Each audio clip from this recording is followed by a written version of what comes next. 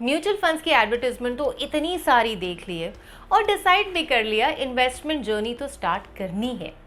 पर कौन से म्यूचुअल फंड में इन्वेस्ट करें, कैसे एनालाइज करें म्यूचुअल फंड को? अगर यही सारी सवाल आपके मन में भी हैं तो आप बिल्कुल सही वीडियो पर आए हैं। लास्ट वीडियो में हमने कवर किया था कि म्यूचुअल फंड आखिर होते क्या हैं। अब अगले कुछ ही मिनट में हम समझेंगे कि कैसे आप एनालाइज कर सकते हैं कि किसी भी म्यूचुअल फंड को काफी इजीली। आगे बढ़ने से पहले प्लीज मेक श्योर कि आपने हमारे YouTube चैनल को सब्सक्राइब किया है and don't forget to hit the bell icon ताकि आप हमारा कोई भी वीडियो मिस ना करें।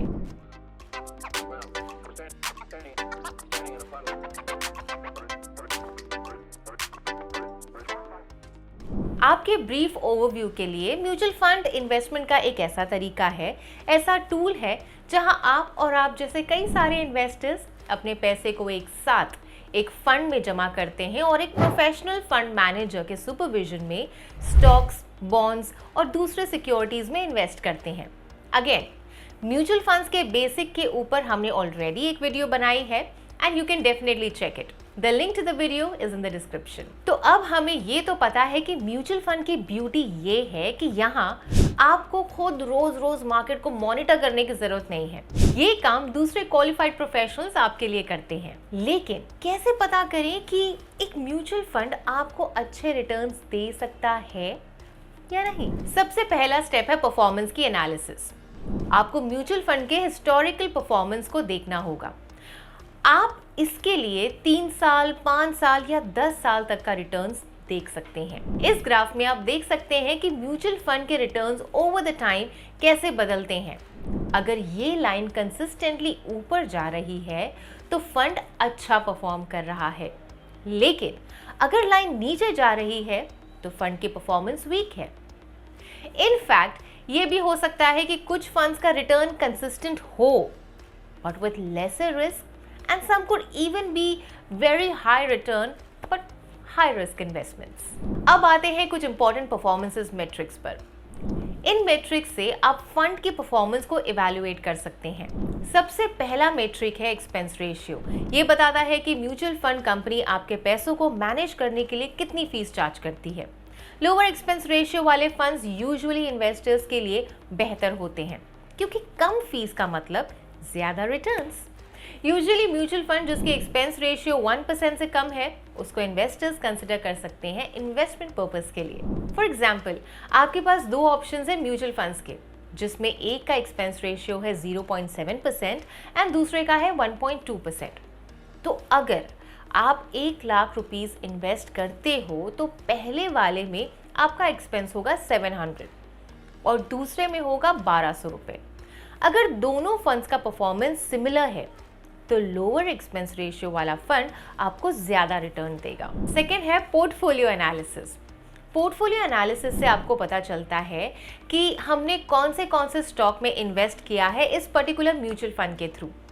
इससे हमें पता लगता है कि हमारा रिस्क एक्सपोजर क्या है और हमने किस किस सेक्टर्स में इन्वेस्ट किया है। तीसरा है अल्फा रेशियो। अल्फा क्या होता है? देखिए, अल्फा एक मेट्रिक है जो आपको बताता है कि आपके म्यूचुअल फंड का मैनेजर मार्केट के कंपैरिजन में कितना एक्स्ट्रा रिटर्न जनरेट कर पाया है।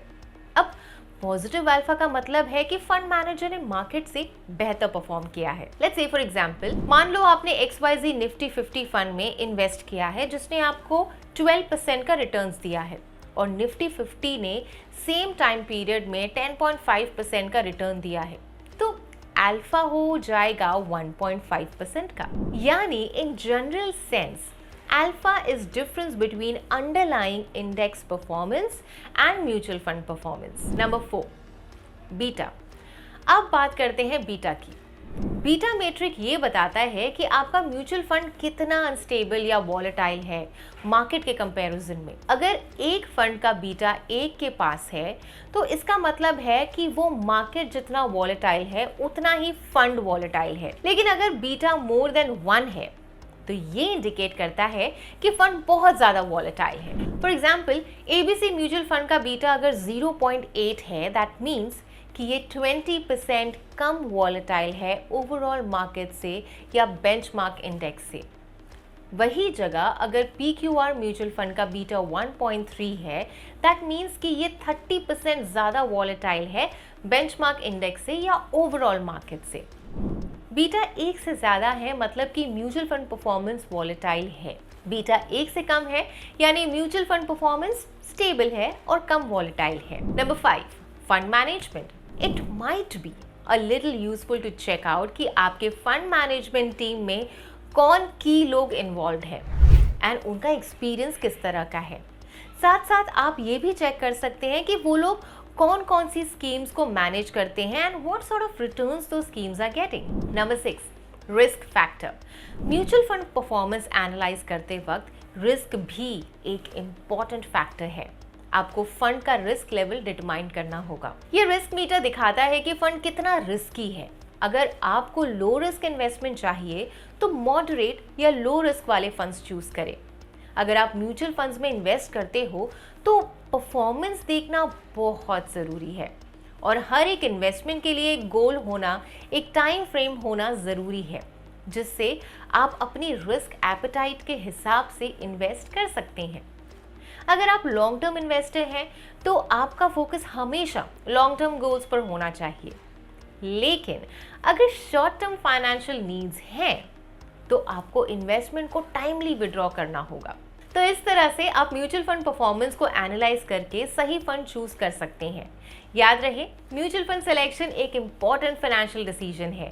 इसमें ध्यान से रिसर्च करें और अपने फाइनेंशियल एडवाइजर से सलाह लें। अगर आपको भी ये वीडियो पसंद आया है तो प्लीज लाइक करें और हमारे चैनल को सब्सक्राइब करें ताकि हमारे फ्यूचर वीडियोस को मिस ना करें।